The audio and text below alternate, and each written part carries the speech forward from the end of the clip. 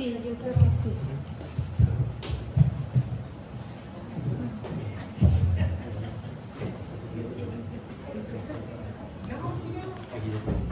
Qué emoción ver todo el salón lleno. Soy Esperanza Buenrostro, directora de Cálamo Centro Literario.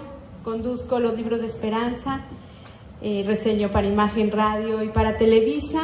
Les doy la más cordial bienvenida a este evento con Guillermo Arriaga, un evento que hemos esperado mucho tiempo y que bueno, finalmente llegó el día. Muchas gracias a todos ustedes, sus lectores. Guillermo, muchas gracias por estar aquí hoy. Siempre contar con su apoyo para hacer este tipo de eventos es invaluable, y siempre con esa sonrisa y todo sereno él, y uno acá muriéndose de nervios. Bueno, pues quiero agradecerle también a Fabiola y a Cris que se subieron a este barco y están apoyando, ya grabaron un podcast. Ellas tienen el sitio en la misma página, que las pueden seguir también por Instagram y YouTube también.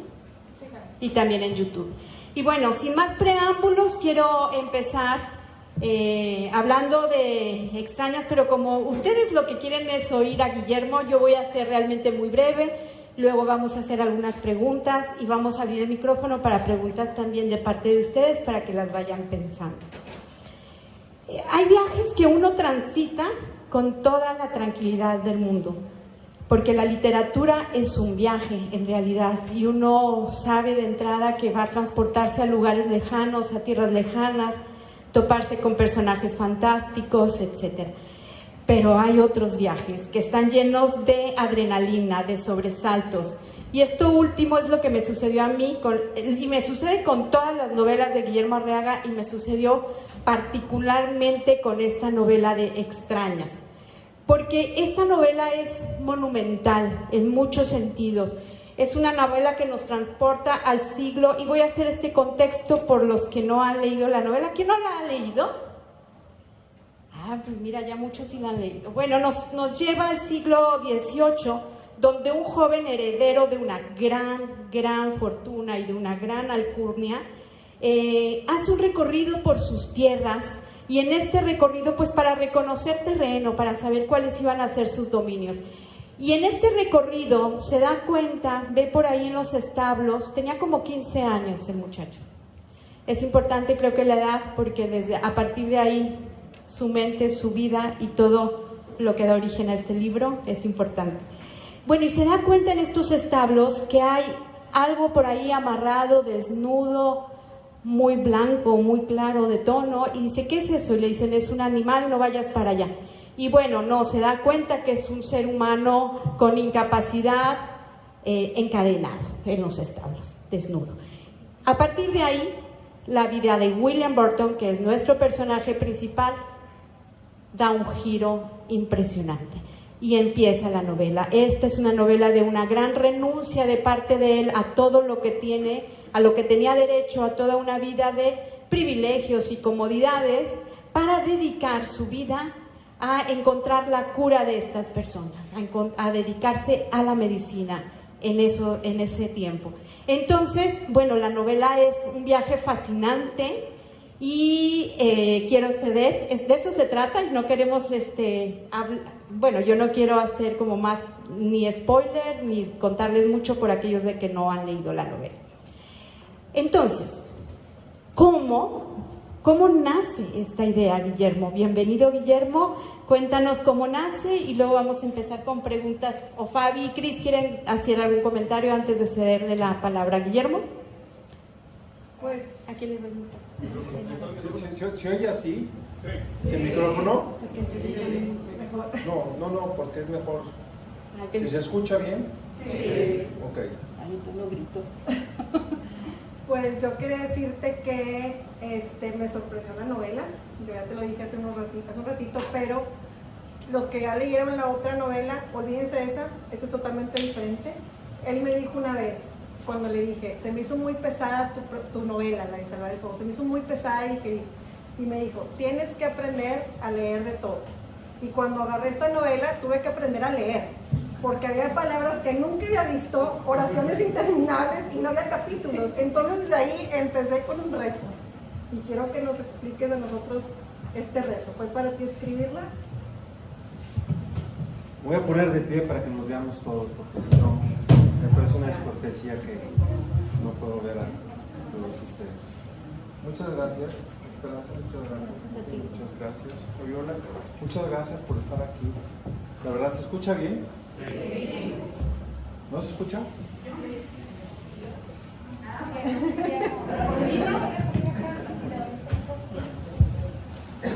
Es calor. ¿O de veras no quieres agarrar el micrófono? ¿Se me escuchan bien todos? Sí. Ahora sí. Bueno, pues gracias por estar aquí. Lunes a esta hora, pues no está fácil. ¿Qué pasó con Monterrey? No tengo idea, pero el tráfico está rudo. Pero bueno, deben saber que es una ciudad que quiero mucho. Estuve a punto de venirme a vivir aquí, hacía nada de venirme a vivir acá. Pero bueno, hubiera sido muy feliz viviendo aquí, estoy seguro. Y si me invitan, pues bueno, ¿no? Miren, creo que lo importante para un escritor es tener una carrera con riesgos. Una carrera sin riesgos se convierte en una carrera muy aburrida. Hay escritores que encuentran como su nicho o sus temas y su estilo y no quieren salirse de ahí porque ya les reditúa. El libro anterior, que se llama Salvar el Fuego, tuvo muchas ventas. No sé si aquí, pero en general. Y la gente estaba esperando como una segunda parte o algo parecido. Y sentía que era injusto con mi propia carrera y injusto con mis lectoras y mis lectores que siempre repitiera la misma fórmula. Entonces decidí, o más bien no decidí yo, la historia decidió que yo la contara. Yo siempre he dicho que estoy muy tranquilito sentado en mi estudio, llega una novela, una historia, me cruza, me deja 14 kilos encima y se va. ¿No? Es como un embarazo de cuatrillizos. Esto no es mi cuerpo, se los juro. A Sergio le consta que no es mi cuerpo normal, pero es el cuerpo que me dejan las novelas. Y iba yo con Sergio, soy Gabriel, que está aquí, ponte de pie.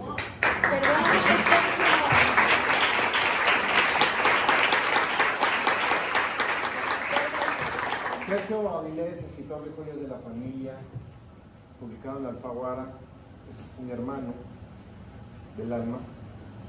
Ayer lo dije que tenemos un producto muy novedoso, un shampoo. Esto es antes del shampoo, párate. Eso es después del shampoo. Entonces ya sabes, ¿eh? Yo usé el shampoo, me lo puse aquí. Bueno, iba yo con Sergio en la carretera de Uvalde del Río, o del Río a Uvalde, Texas, y de pronto, no sé de dónde, la verdad, llegó la historia. Me llegó la historia de esta novela, y se la conté a Sergio, y Sergio me volteó a ver con cara, otra vez, mafufadas. Dije, sí. Yo pensaba escribir 5 historias sobre las extrañas. Las extrañas, a los que no la han leído, no les voy a hacer un spoiler, es una anomalía física que solo se presenta cada 200 o 300 años. Hay bebés que nacen con esta anomalía, pero por lo general nacen muertos o mueren a las pocas horas. Que llegue alguien a la edad adulta es muy complejo.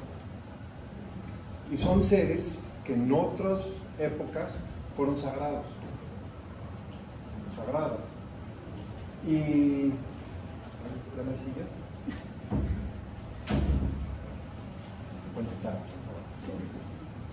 ¿Saben qué? Les pasamos tu silla. Mi silla.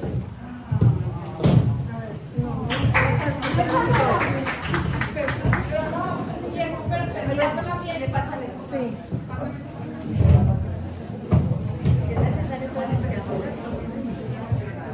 Sí, no importa. Ella me dijo que iba a llegar tarde. Sí,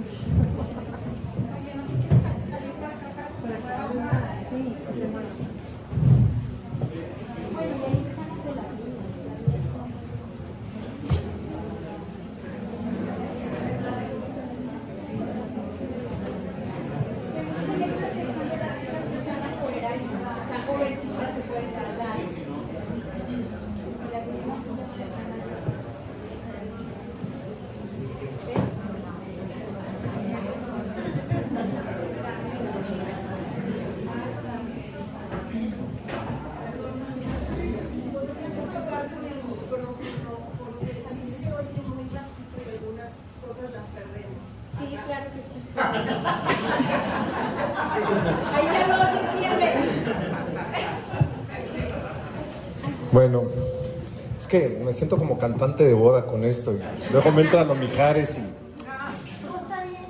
Bueno, el caso es que yo quería escribir, como acontece cada 300 años esta anomalía, quería escribir una historia que se llevara a cabo en Mongolia, otra en el año 980 más o menos, una en Noruega en el año 1440, una en el México contemporáneo, una en Inglaterra en 1781 y otra escrita en un lenguaje inventado. Iba a escribir toda una novela en un lenguaje inventado. Lo inventé y tiene sus reglas y todo. No lo tengo aquí a la mano, pero se los podría... ¿Tú lo tienes, Sergio? No. Bueno, el caso es que inventé un lenguaje. Y escribí 40 páginas de lo de Mongolia, escribí otras 40 páginas de la historia de Noruega, escribí 80 de la de México contemporáneo, escribí como 10 en la novela inventada, y de pronto empecé a escribir la de Inglaterra en 1781 y solita la historia se fue contando hasta que terminó en este libro. Entonces así es como más o menos empieza a llegar. Este libro me tardé como 2 años, 8 meses en escribirlo, pero ya había pasado 1 año y medio escribiendo lo que se descartó. Entonces yo creí que yo quería hacer una novela corta. No sé qué me pasa, siempre me... Salvar el fuego, no sé si leyeron Salvar el fuego. Salvar el fuego, yo creí que iba a ser de entre 80 y 100 páginas. Acabó, realmente esa novela tiene 1100 páginas, les cambiamos la tipografía para que crean que son 700, pero son 1100 páginas, ¿no? Si tuviera la tipografía de este libro, serían 1100 páginas. Y bueno, eso fue lo que aconteció con el libro. Cristi y yo teníamos ahí un debate sobre el final. Obviamente no lo vamos a decir ni nada, pero ¿por qué dejarnos así? ¿Por qué al lector nos dejas con ese final tan abierto? Miren, el libro plantea un dilema ético y me parece una grosería para mis lectoras y mis lectores que yo les resuelva el dilema ético, ¿no? A mí me gusta respetar a la gente que me va a leer. ¿Y por qué le tengo yo que decir las cosas? ¿Por qué tengo yo que echarles a perder su propia conclusión? Me han mentado la madre, ¿no? El otro día alguien puso en Twitter, a Arriaga se le van los finales. Y le dije, sí, para que los encuentres tú, ¿no? Entonces, por eso, porque es un dilema ético profundo. ¿Hay médicos aquí? ¿Veterinario? Híjole, tengo un chiste de médicos, ahorita se los cuento. Pero los médicos muchas veces tienen el dilema de ¿sigo mis principios morales o resuelvo las necesidades de mi paciente?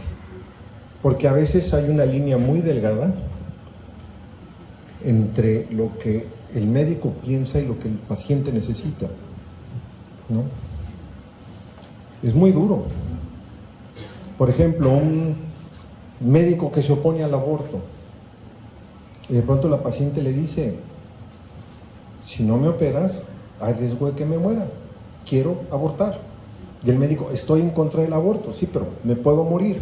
Y ese tipo de dilemas éticos creo que son los que hacen interesante la vida cotidiana, porque al fin y al cabo somos lo que decidimos.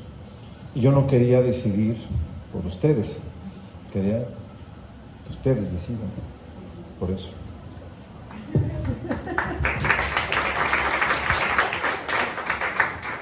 Antes de empezar, Esperanza me preguntaba qué sentimientos me había despertado esta novela en comparación con Salvar el Fuego, ¿no? Le digo, ya te dije a ti, pero para los que ya leyeron Salvar el Fuego, es una novela muy fuerte, con un tema fuerte y hasta escandaloso. ¿Sí? Uy, Sí, escandaloso. Una comedia romántica mega fresa, ¿no? En este caso de Extrañas, igualmente, le digo, es un tema fuerte, pero en lugar de escandalizarme esta vez, me hizo sentir empatía, compasión, ternura, hasta un interés por la ciencia, por la medicina, otra cosa. Dentro de lo fuerte, unos sentimientos totalmente diferentes. Y antes de empezar, le preguntaba yo a Guillermo si no era arriesgado. Él, ya sabíamos que Arriaga escribe de México, de los contrastes sociales, estaba como en ese género, ¿no? Y se va a otra cosa totalmente, en otro país totalmente, otro tema totalmente, también fuerte, pero muy, muy diferente. Cuando hicimos 21 gramos, no sé si ven esa película que yo escribí, yo decía en la prensa, es una película mexicana hecha en inglés. Y esta es una novela mexicana situada en Inglaterra, ¿no? Siento que la visión como mexicano permea esta novela. A pesar de que sea Inglaterra en 1781, no deja de ser México. Y siguen los mismos contrastes sociales.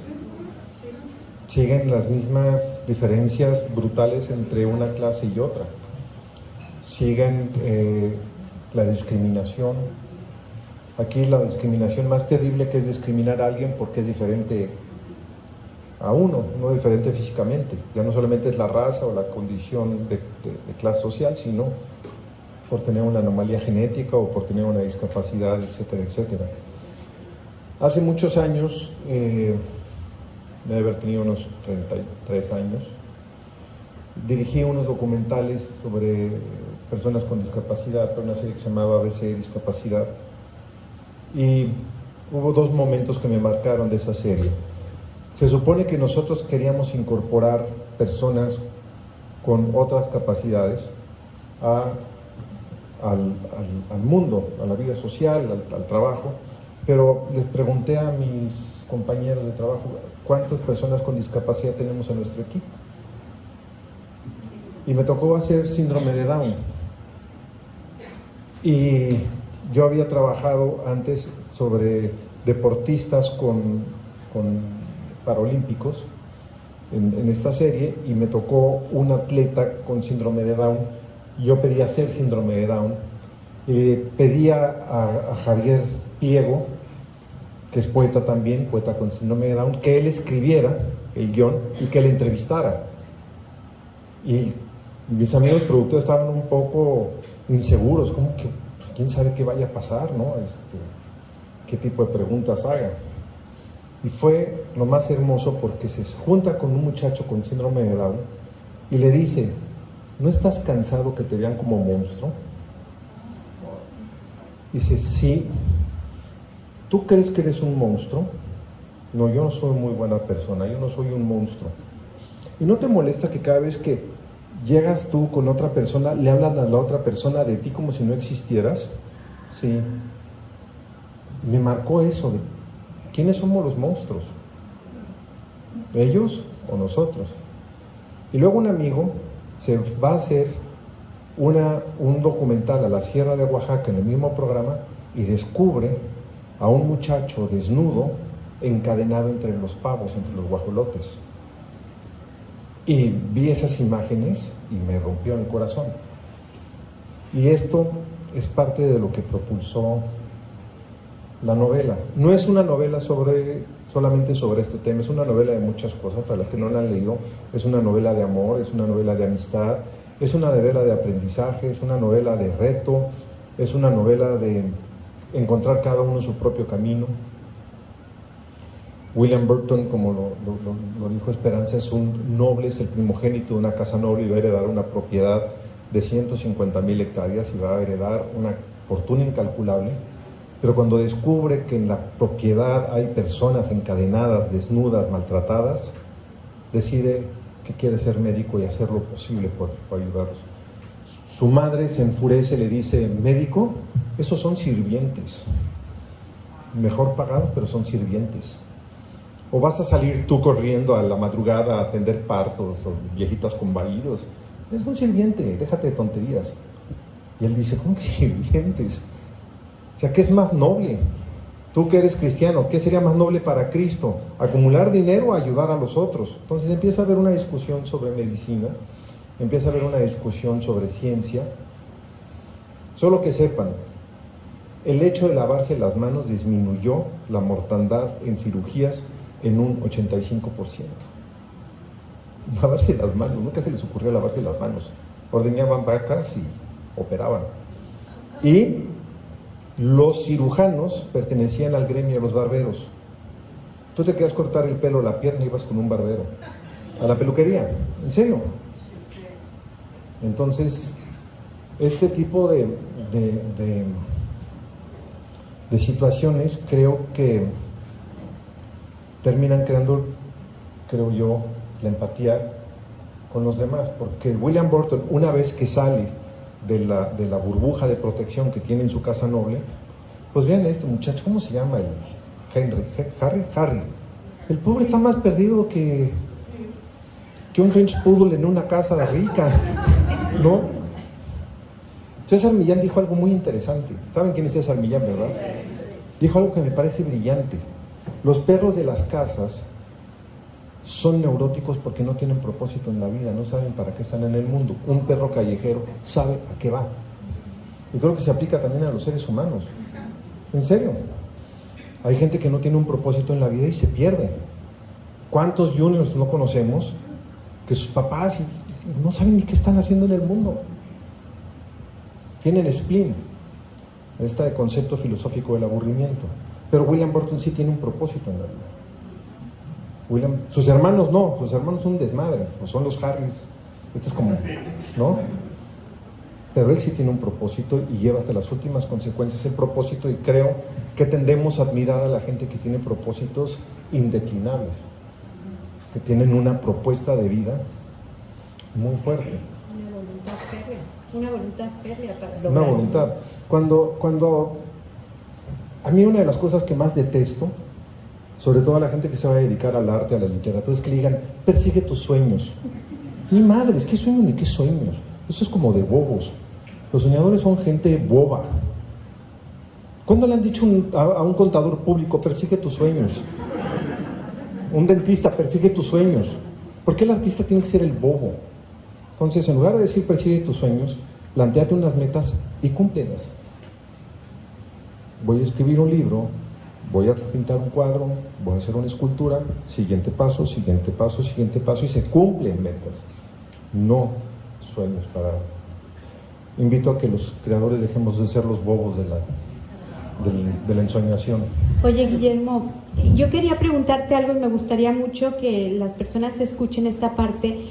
A mí me apasionó la estructura, como los andamiajes en los que está construida tu novela, desde la creación de los personajes, la gramática, la sintaxis, el uso de palabras, es una cosa impactante. Entonces, ¿cómo construyes tú todo este universo, digamos? ¿Cómo construyes esta parte?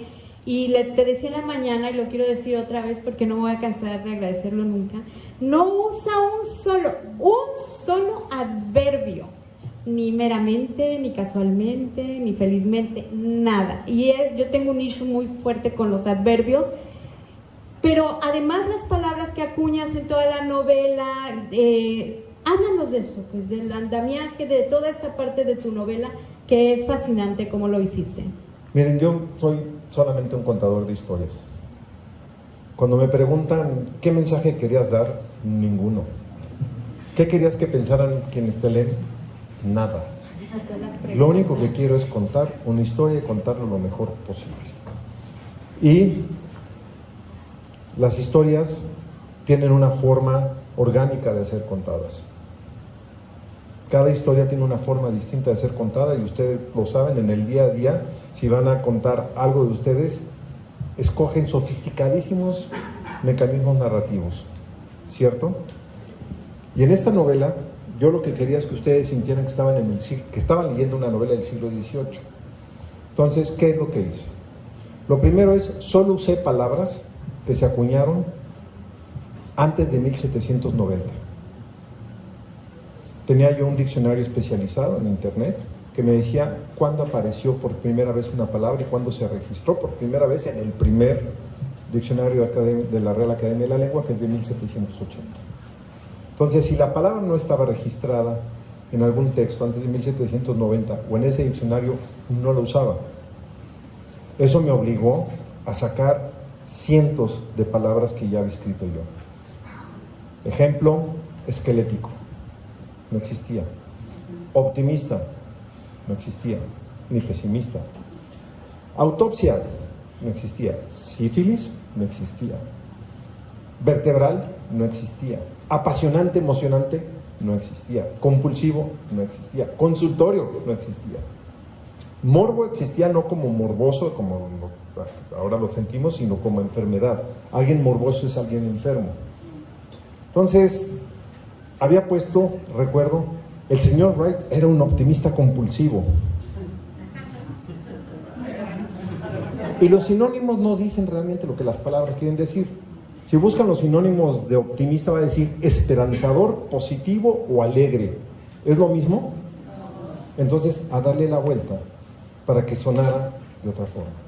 Quité los adverbios terminados en mente y para que sonara distinto, quité todos los qué, por qué, aunque o para qué. Que puede sonar fácil de hacerlo,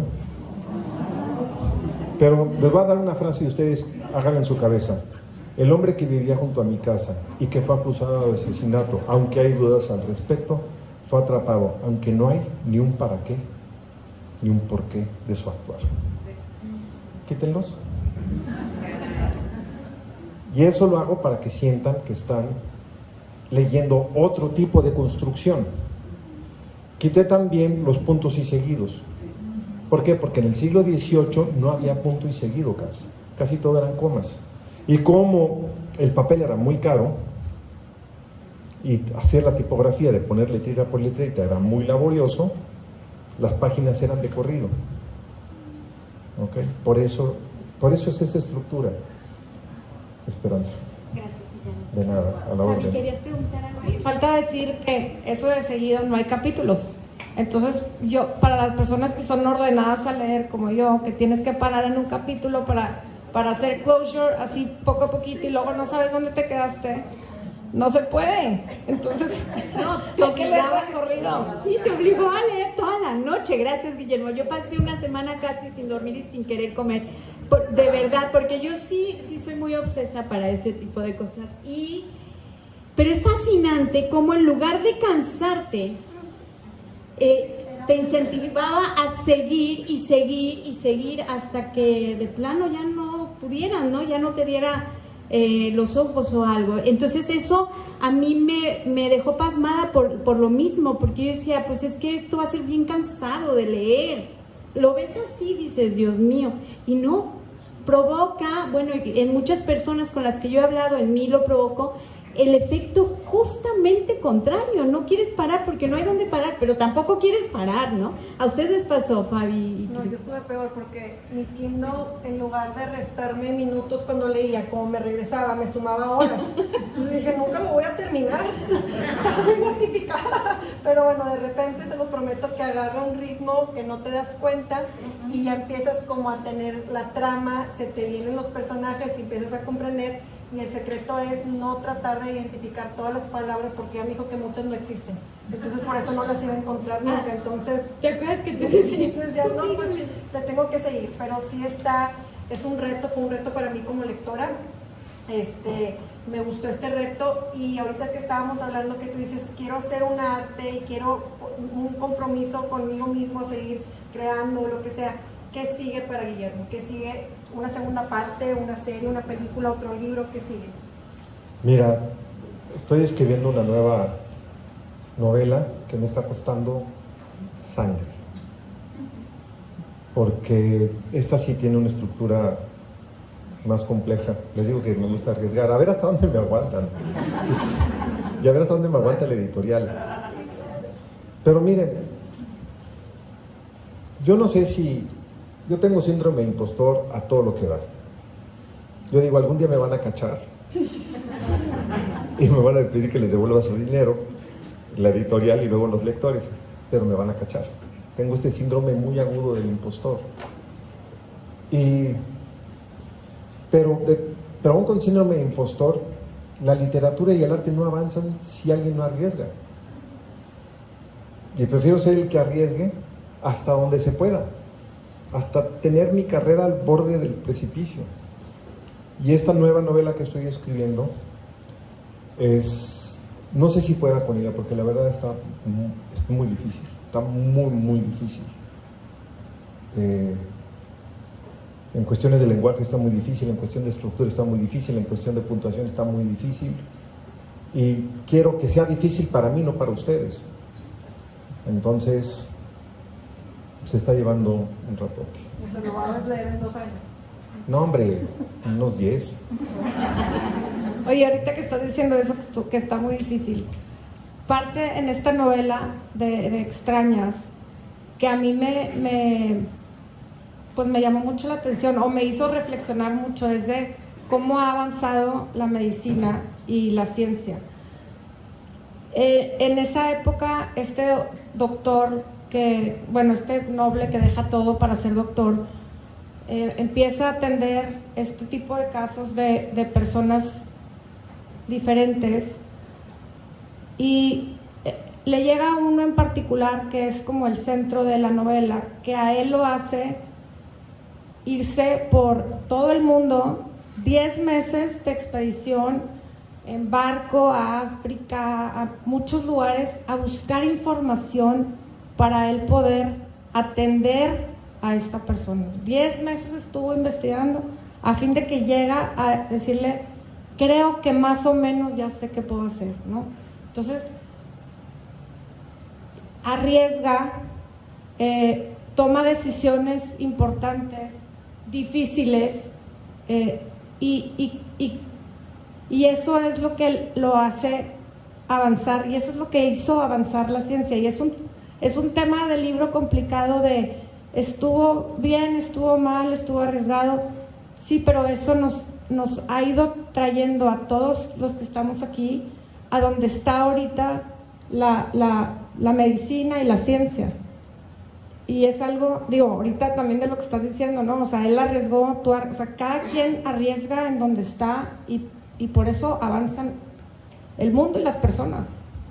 Y no solamente ese riesgo, sino hay algo importante en el siglo XVIII, es que así como Inglaterra empezó a perder colonias, afianzó su imperio en otras, donde la medicina tenía otras maneras de contemplar la aproximación al cuerpo. Muchos de los aparatos de cirugía contemporáneos vienen de los cirujanos de la India. Muchos de los remedios de la farmacología vienen de los aborígenes australianos. Los sirios, los jordanos, los iraquíes, los persas tenían también conocimientos que empezó a haber la globalización y un intercambio de conocimientos que benefició a la medicina contemporánea y fue recogiendo saberes de todos lados. Y el mentor del personaje principal, cuando ve a estas extrañas, dice: necesito la sabiduría de otros pueblos porque yo solo no puedo abordar esto. Tenemos que ir de viaje. Porque el viaje siempre abre horizontes. Y él quiere ir con los sabios de Alejandría, por ejemplo, que dicen que gran parte de la sabiduría de Jesucristo venía de haber pasado una larga temporada en Alejandría con los sabios de Alejandría. Que algunas formas de curación venían de Cristo, venían de estas culturas. Gracias, Guillermo. Queremos ver si alguien quiere hacerle alguna pregunta a Guillermo para que nos dé tiempo, porque luego ahí va a firmar libros, entonces para que nos dé también tiempo, por favor. Que yo haya leído en la vida, mi libro favorito de todos que he leído. Mira, el libro que más, no sé si es mi favorito porque lo odié, pero que más ha influido en mi vida se llama El sonido de la furia de William Faulkner. Pero es duro con ganas. No es fácil, no es un hueso fácil de roer. Pero es el libro que más me influyó. Me tardé 9 meses en leerlo, porque era muy complicado. Lo leí a los 23 años, pero destapó, o sea, soñaba con el libro, soñaba con las estructuras, soñaba con la puntuación. Entonces ese libro, y podría yo agregar otros tantos, el árbol de la ciencia de Pío Baroja, los sonetos de Sor Juana, Shakespeare, todo Shakespeare.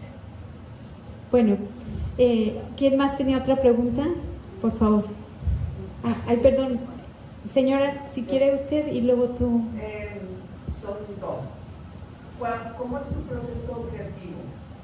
¿Escribes en silencio? ¿Escribes a mano? ¿A qué horas? Y la otra pregunta es, ¿tú escribes para cine? ¿Escribes narrativa? ¿Cómo decides si una historia es para la pantalla grande o si una historia se va a ir al Ok. Si alguien tiene un libro mío dedicado, lo más probable es que no entienda qué dice. ¿Y saben qué? Yo tampoco. Cuando me dicen, ¿qué escribiste aquí? Sergio, no entiendo mi letra, entonces escribo en computadora. Tengo personalidad adictiva. Afortunadamente no bebo, ni tomo, ni fumo, ni me meto en ningún tipo de droga. Y escribo en cualquier lugar, a todas horas. Cuando estaba escribiendo Extrañas, viajé a Berlín y a Viena. Escribí en el taxi. Obviamente escribí en el avión. Berlín no lo conocía, pero estaba tan clavado que no, pues con una horita que me dé la vuelta ya sé cómo están. Voy a ver el muro y vamos para atrás, ¿no? Y me la pasé encerrado en Viena y en Berlín, que son dos de las ciudades más interesantes del mundo, escribiendo porque tengo personalidad adictiva. O sea, no tengo ya rituales y demás. Ahora, me estaban platicando que hay un escritor que no he leído, se llama Javier Castillo, que él planea minuciosamente cada paso de su novela y cada investigación. Yo no tengo ni idea de qué se va a tratar. Si leyeron Salvar el Fuego, mujer, más o menos de clase media alta o alta, conoce preso y tienen ligero rock and roll. Ligero rock and roll. Ese era originalmente. Y hasta ahí. ¿Por qué estaba en la cárcel? Él no sabía. Que era medio indígena, no lo sabía. Que tenía un hermano, no lo sabía. Cómo iba a estar contado, no lo sabía. Que iba a haber textos de presos, no lo sabía. Todo lo fue inventando sobre la marcha. Esta también. Yo no sabía. No sabía que había un farmacólogo, ¿no? Un boticario. No sabía que había un experto en cirugía. No sabía nada. Voy descubriendo la novela sobre la marcha. Y las cosas que me pasan en el día a día. Hay un momento en Salvar el Fuego en que el personaje de Marina empieza a tener dermatitis. Y es que mi perro tenía dermatitis. Entonces dije, no, pues ahora que tenga dermatitis ella. Luego hay una historia de un tipo que lo meten preso y dice, mi perro se quedó en la casa. Mi perro, por favor, alguien vaya a sacarlo, se va a morir, ¿no? Y el perro se empieza a comer los muebles y todo hasta que lo encuentran muerto. Y es que mi perro hace un drama cada vez que lo dejamos solo. Es de veras, parte el corazón. Unos lagrimeos brutales de mi perro. Entonces, que por cierto se quedó tuerto, perdió el ojo y me duele mucho el perrito. Y así es como voy creando, ¿no? Y la otra, ¿contesté las dos? ¿Cómo decides tu historia? ¿Cómo decido? El punto de vista. Toda novela es una narración en primera persona, aunque sea narrada en tercera persona. Porque en el momento que tú dices, él pensó, él sintió, ya es una primera persona. Y en cambio el cine, aunque estés narrándolo con una voz fuera de cuadro, es siempre una tercera persona. Amores Perros y 21 gramos fueron novelas fallidas,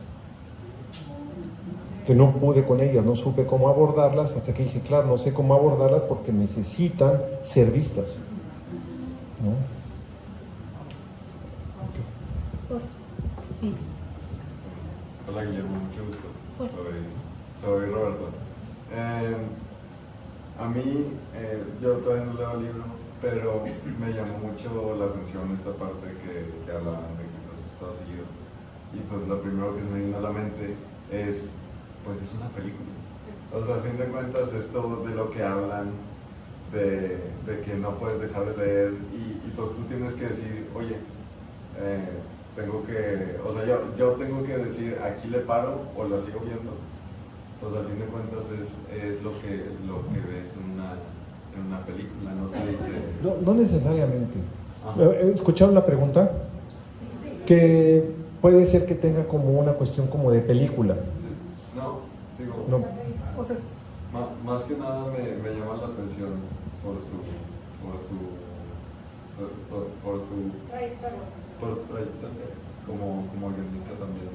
Y me parece muy interesante esta parte de que el libro es un tipo de estructura y luego el guión, digo, está la película que no tiene como que paredes formadas físicamente para ir armando la historia, pero el guión a fin de cuentas tiene las escenas y tiene estos momentos donde No, las novelas que escribo son muy novelas. Y lo que te quiero decir es que las películas que escribo son muy novelas. No hay influencia del cine sobre mi literatura, hay mucha influencia de mi literatura en el cine. Amores Perros, no me digan que es una película contada como se cuentan las películas. O 21 gramos, o Burning Plain, o Los Tres Entierros, no son películas contadas como se cuentan las películas, sino como se cuentan las novelas. Hay más influencia de Faulkner en mi cine que de Coppola en mis novelas. ¿Sí? Sí, es al contrario. Porque lo que pasa aquí pasa más adentro de los personajes. Igual Salvar el Fuego. Salvar el Fuego es también, pasa mucho adentro de los personajes. Sí, me llama mucho la atención cómo es este proceso, o sea, ¿qué diferencias encuentras del proceso de escribir? ¿Qué diferencia encuentro en el proceso de escribir? Para mí es literatura en los dos casos. Nunca a un escritor de teatro le preguntan que cuándo regresa a la literatura. Le acaban de dar el premio Nobel a un dramaturgo. ¿Por qué no le dan el premio Nobel a un dramaturgo del cine? Es dramaturgia también, dramaturgia cinematográfica. También es literatura escribir cine. ¿No? Alguien me dijo, no, porque están muy manoseados. Dije, el que le meta mano a lo que yo escribo se queda sin mano. Por eso cargo un machete.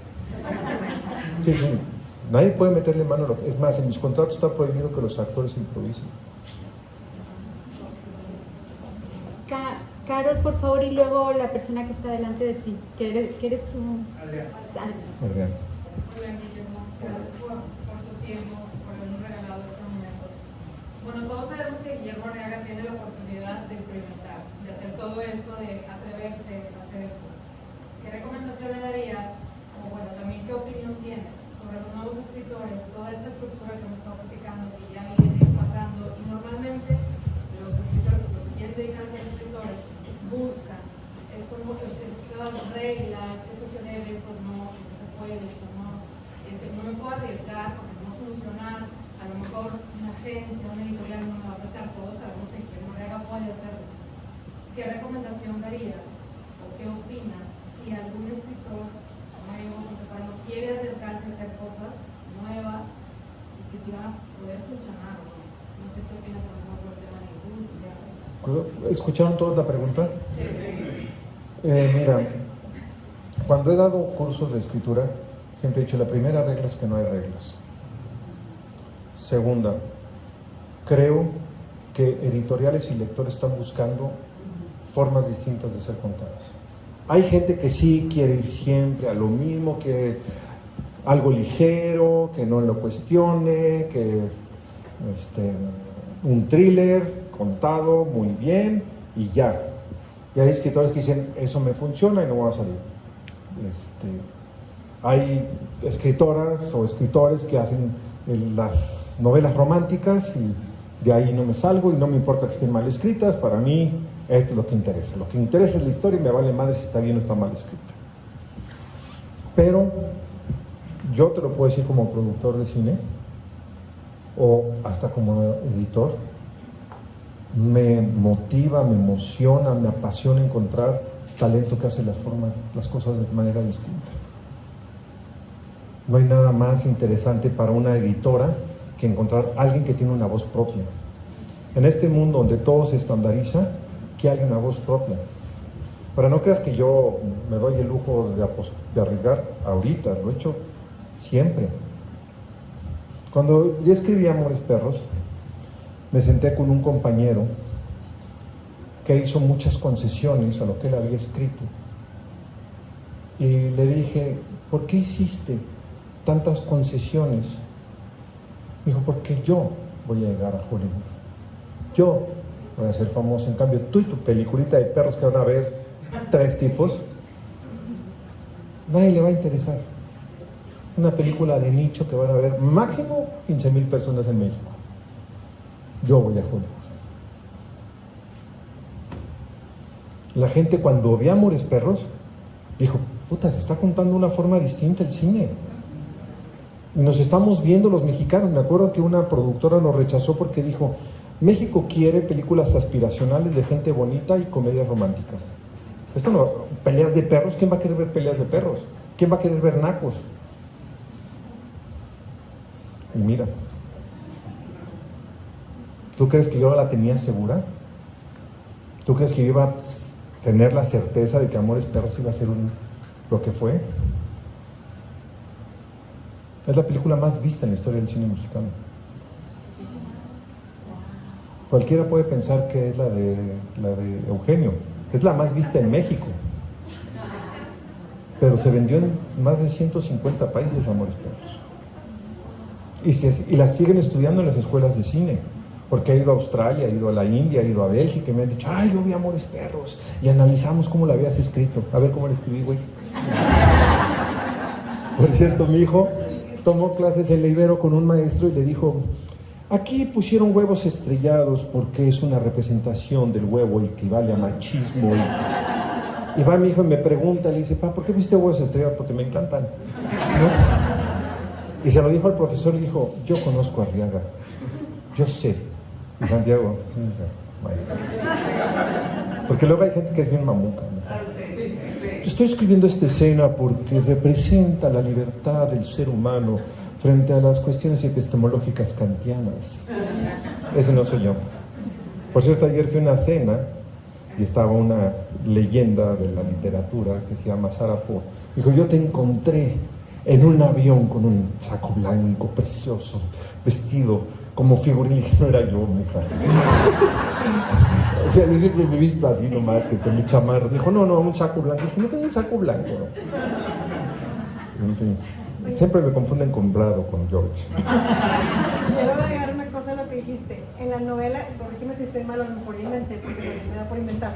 En la novela de Salvar el Fuego lo puso en concurso no con su nombre. O sea, la gente cuando la recibió no sabía que era Guillermo Arriaga el que lo había escrito. Y aparte lo puso como si fuera una mujer. Entonces todavía menos sospechaban que había un hombre. Entonces se arriesgó y la gente que lo recibió no sabía. La regla es, la tienes que mandar con seudónimo. Exacto. Puse un seudónimo como mujer, Isabela Montini, y aparte puse las dedicatorias para Paulina, que estuvo dentro de mí 9 meses y tuvo la paciencia, ¿no? Para Javier, mi compañero de vuelos, así como si yo hubiera sido mujer. Gracias. Adrián y luego Caro. Hemos estado hablando de los libros más recientes de tu obra. Para mí, El Salvaje marca como más lo que hoy vemos en ti o lo que leemos de ti, ¿no? Y siento, no sé si el libro anterior o el inmediato anterior es El Búfalo de la Noche, ¿es correcto? Pero siento un brinco tremendo de cómo escribes el Búfalo de la Noche al Salvaje, ¿no? Y obviamente El Salvaje te encarrilas muy diferente, en mi opinión, a lo que venía. Obviamente Amores Perros es una película que se parece mucho en la estética y en la narrativa a lo que escribes hoy. pero sí siento un brinco muy grande del Búfalo de la Noche, que también fue llevada al cine, ahí está la novela, y El Salvaje. ¿Qué pasó en ti en ese proceso? ¿O cómo te lo explicarías a ti mismo, aparte de la madurez y el paso del tiempo, ese cambio tan grande? Y no que fuera malo el Búfalo de la Noche, ni mucho menos, pero es enorme brinco que das y para muy bien. Es mucho más salvaje El Salvaje que todo. Te voy a decir una cosa, mi primer libro fue el más arriesgado de todos, que se llama Retorno 101, que tiene todas las estructuras del Salvaje, de Amores Perros, de 21 gramos, vienen en ese libro. Y cuando decidí volver a escribir, dije, si eso era lo que yo quería hacer, lo voy a llevar al extremo, otra vez. Y aparte también ser papá te cambia muchas cosas, la verdad. Por cierto, lo primero que escribí al cine, que escribí a los 35 años, lo acaban de dirigir mi hija y mi hijo juntos. Se llama Cielo Abierto, es lo primero que escribí. Y ya fueron seleccionados en el Festival de Cine de Venecia, ya fueron seleccionados en Toronto, sección oficial en ambos casos. Se fueron a Corea del Sur, al Festival de Cine de Busan, se van al Cairo, están viajando. Estoy muy orgulloso, la verdad. Padre Guillermo. Carol, por favor. ¿Y alguien más? Porque queremos dejar tiempo para, a menos que tú digas otra cosa, para No tengo nada que hacer. Bueno, sí tengo que hacer. Tengo una hermosa cena, pero bueno. Están aquí los que nos invitaron a cenar. Sí, Carol, ¿quién más? ¿Paco? Sí, claro. Okay. Ay, Dios mío, a ver si no me hago mal. Voy a decir los nombres. No, es absenta. Acuérdate que nos fuimos al laboratorio a reproducir la fórmula. Pueden servirse algo de todo. A ver, voy a decir Carol, Paco, Carmen. ¿Y quién era acá? Ok. Hola, Guillermo, mucho gusto. Pues a ver, yo soy mamá acá de este pollito que está estudiando cine.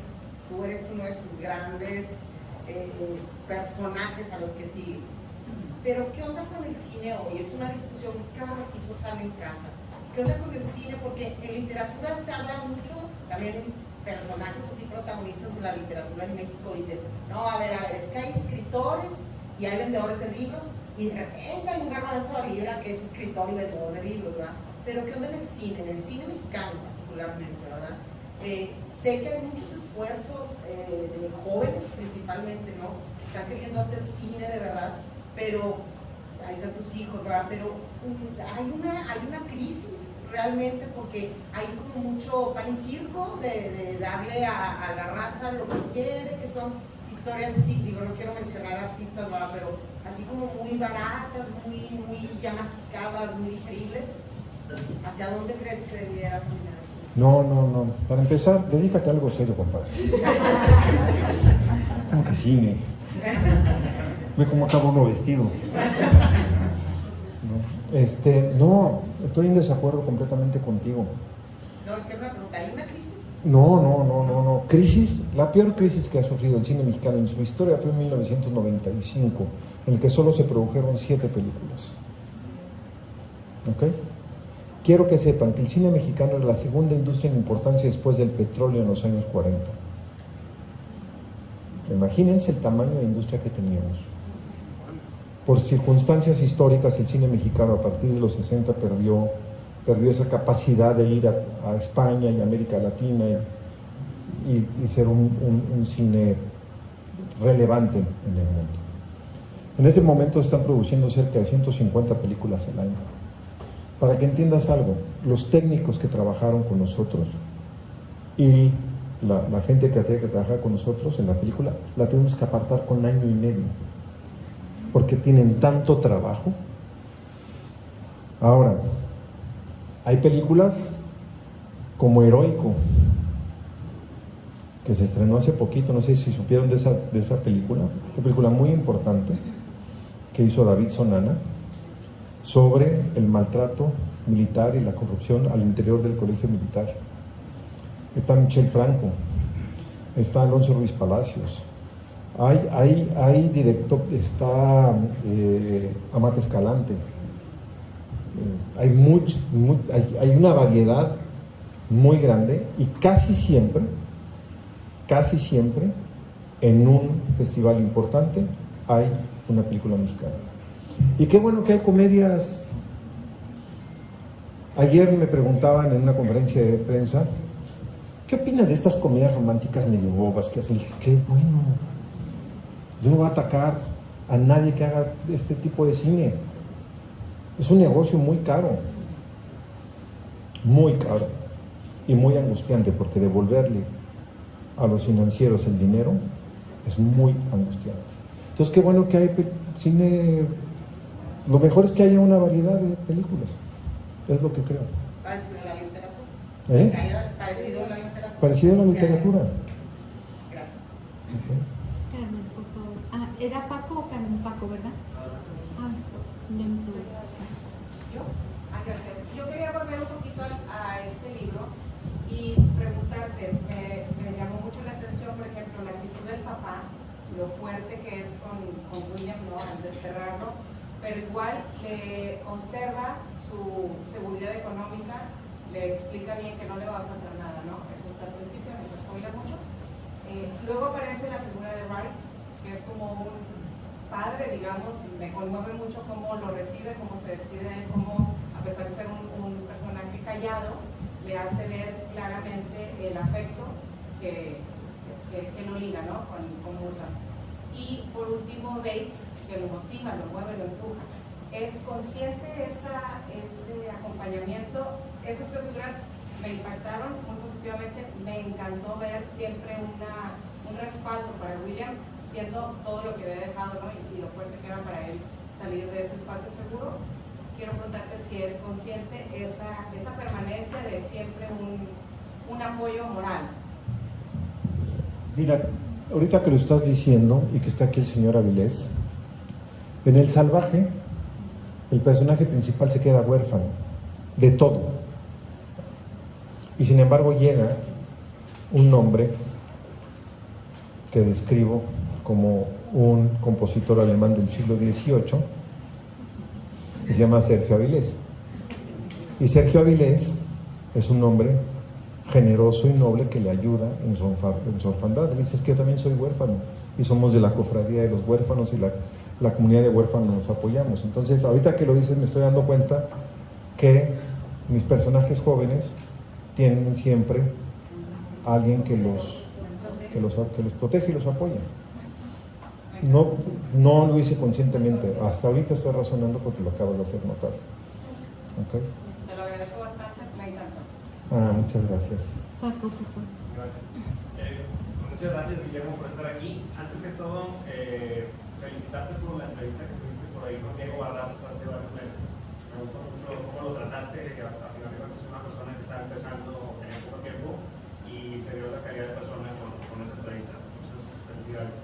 Y la pregunta es con respecto a la industria del cine en la actualidad en cuanto a los problemas que hay entre las grandes productoras y las condiciones laborales para los escritores a lo mejor de crear las películas. ¿Cuál es el contexto desde tu punto de vista actual y cómo ves que se puede resolver? Mira,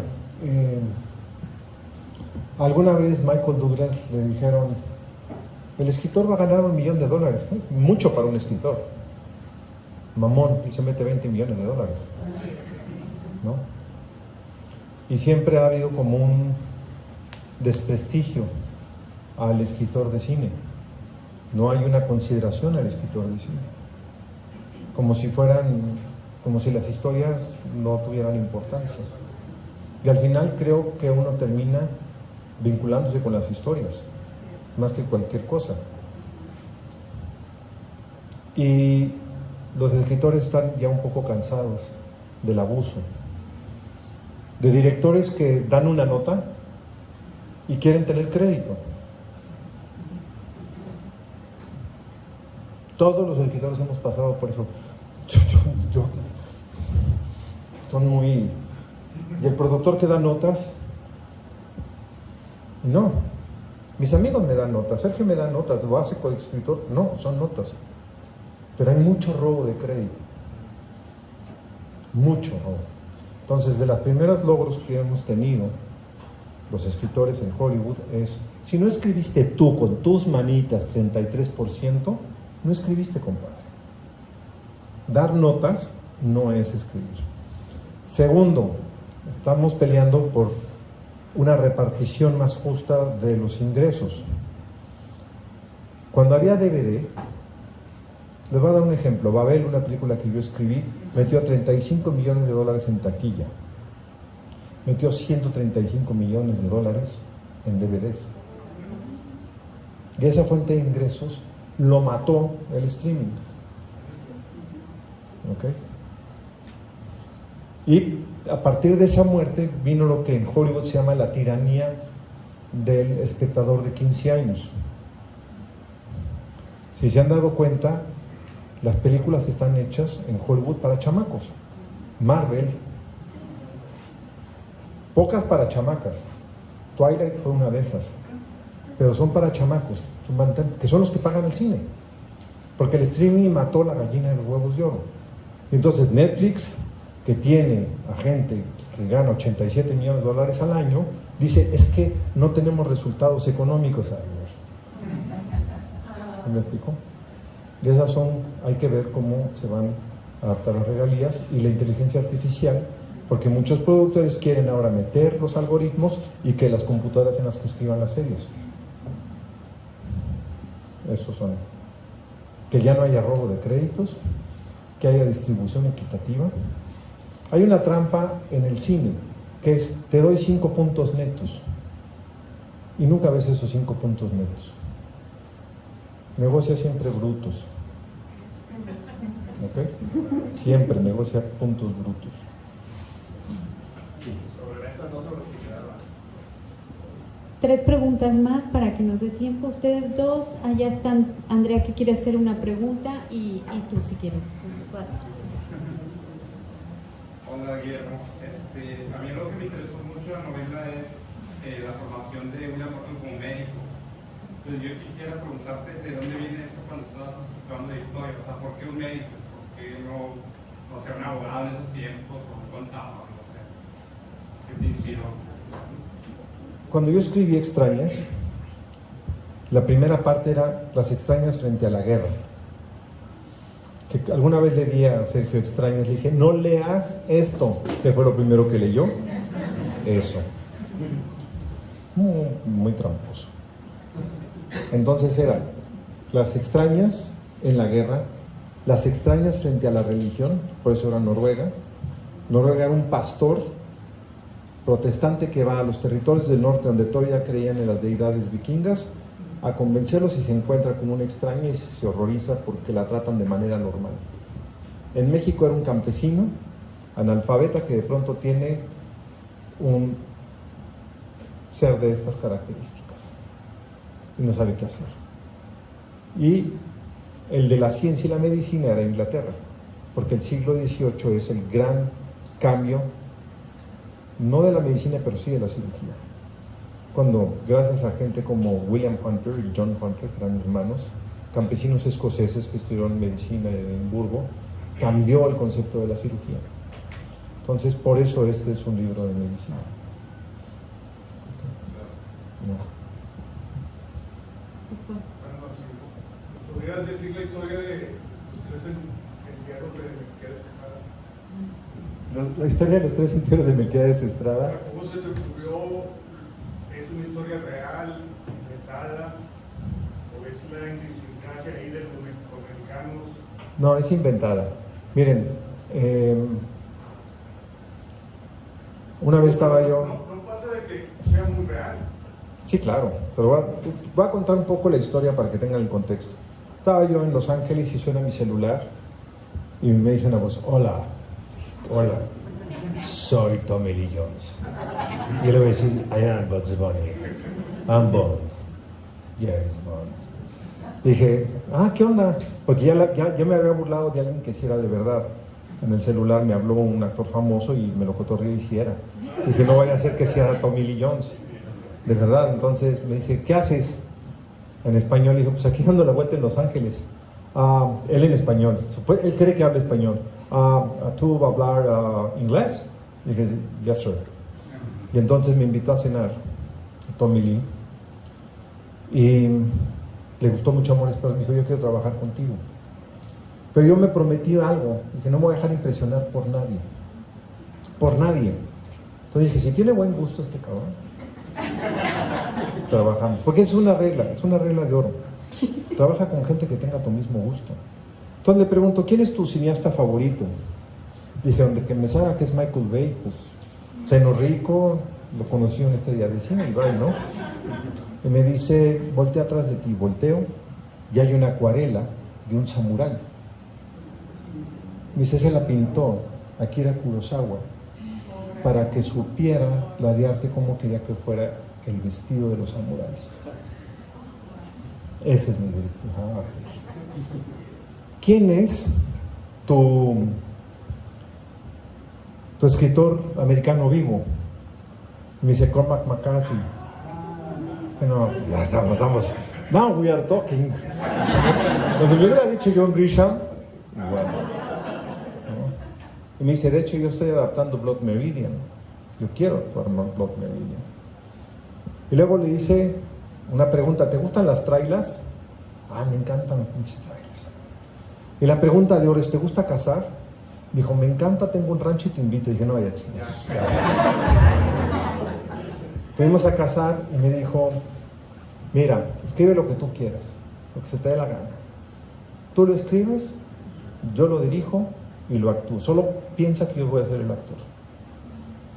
Tengo un amigo, un grupo de 3 amigos, que son campesinos analfabetas, que se llaman Pedro, Lucio y Melquiades Estrada. Pedro acaba de morir, Lucio tuvo un derrame cerebral, Pedro se murió de un derrame cerebral, Lucio tuvo un derrame cerebral porque son diabéticos y toman coca con azúcar, pero con ganas. Y todavía con el derrame cerebral se toma sus 2 litros de desayuno de coca y sus... Y Melquiades se fue de migrante, vive en Wisconsin. Y entonces empecé a armar cabos y de ahí surgió la historia de Melquiades Estrada. Y sí, hubo un muerto que los marinos mandaron a los Marines a vigilar el río Bravo y vieron un tipo que estaba pastoreando cabras, creían que era un migrante, le dispararon, lo mataron. Gracias. Andrea había pedido la palabra. ¿Cómo andamos? Ok. Ya, sí, yo creo que ya nada más Andrea, tú y ya, perdón, para que les... Sí, ok, Andrea. ¿Hay una razón detrás del nombre del personaje de William Burton? Sí, es un homenaje a mis 2 escritores favoritos. William Burton es William Shakespeare y William Faulkner. Ya saben, todos los que tienen nombre William son genios.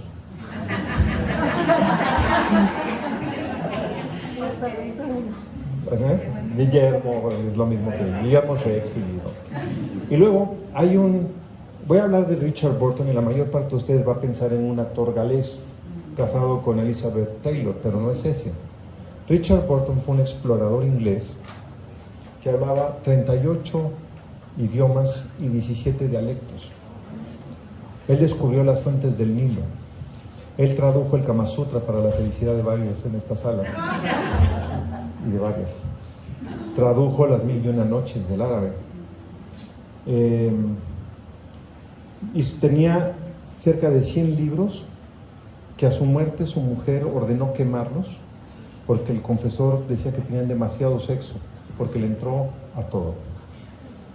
Y hablaba swahili, hindi, farsi, pashtún, portugués, fue cónsul en Brasil y por eso se llama Richard William Burton. Y en mi fantasía, William Burton es el abuelo de Richard Burton. Mi fantasía, pero no es cierto, es nada más ese homenaje a esos 2, ¿no? Sí.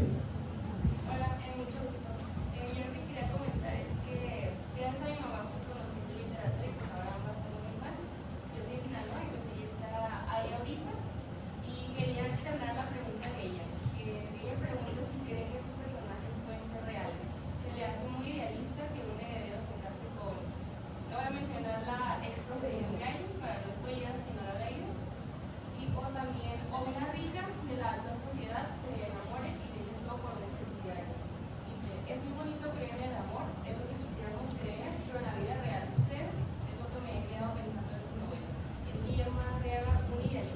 No. Quiero decirles algo. Después de que escribí Salvar el Fuego, tuve varios mensajes en Instagram de ¿puedo hablar contigo? Y entonces, por favor, te lo ruego, Zoom, mujer, estoy casada, estoy enamorada de un preso. Hemos estado en Zooms de parejas, de presos, con mujeres que se divorciaron por ellos. Un compañero de la carrera secuestró a una alumna en la Ibero, un caso muy sonado, fue a la cárcel, salió y me escribió, me dijo, sí pasa, yo andaba con una mujer casada que me venía a ver. O sea, dile a tu mamá que le falta callecita.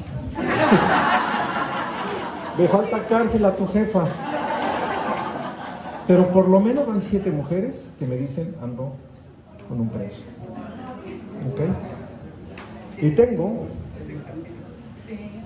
tengo amigos.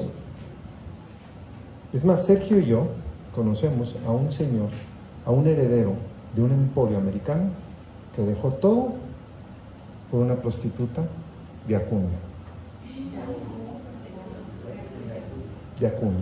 Y lo desheredaron. Sergio, no sé si te acuerdas que llegó con su chihuahueño Bueno, Sergio, tenemos que decirles con quién se casó Sergio. No, no es cierto. Entonces dile a tu jefa que le falta calle. Que si quiere le llevo un agua al reclusorio oriente. Sí. Oye, yo quería preguntar, de los remedios que das científicos ahí, que las anticuelas, que bueno, ya sabemos que sí, y el veneno de no sé qué, De niño. ¿qué tanto son ciertos que cuántos inventados hay más o menos? Te voy a dar un consejo. No se te ocurra seguir ninguno de esos porque los inventé. Solo dos vienen de un antiguo libro que leí hace muchos años. Solo 2. Todos los demás los inventé, o sea que no me hagan responsable de eso. ¿Ok? Bueno, muchísimas gracias, Guillermo. Quiero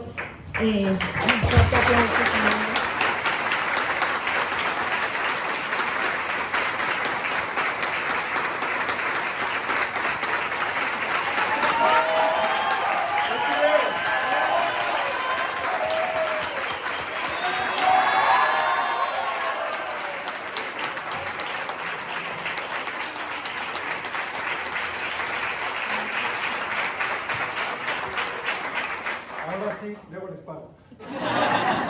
Pero lo voy a subir en Twitter y voy a decir, miren, Monterrey si me quiere. Y ya están los libros afuera, por si Sí, si alguien quiere comprar, los libros están afuera. Yo creo que lo que vamos a hacer, aquí va a firmar Guillermo, de las personas que quieran que le firme libros, pues no se muevan de su lugar y vamos pasando así, para que no se haga tal cual como lo hacen las editoriales. Solo Vicky, que tiene que tomar un vuelo, le vamos a ceder que pase primero. Y también, gracias Fabi, Cris, y también hay absenta y vinito y cosas.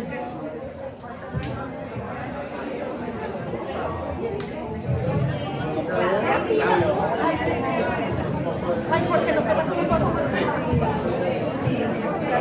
Hermana Ceci, es hija de la tía Morena de García de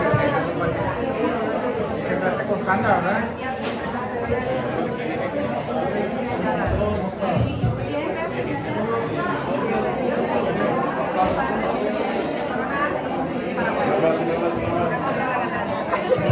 Hermana, 1, 2, mayor y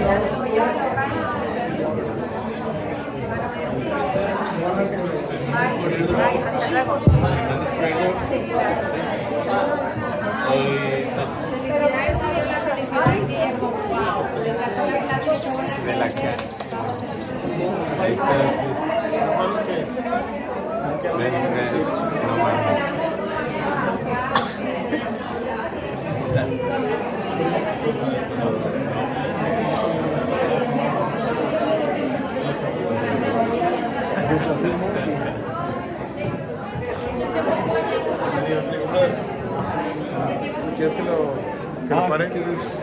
Es que dije, sí, Sí, gracias.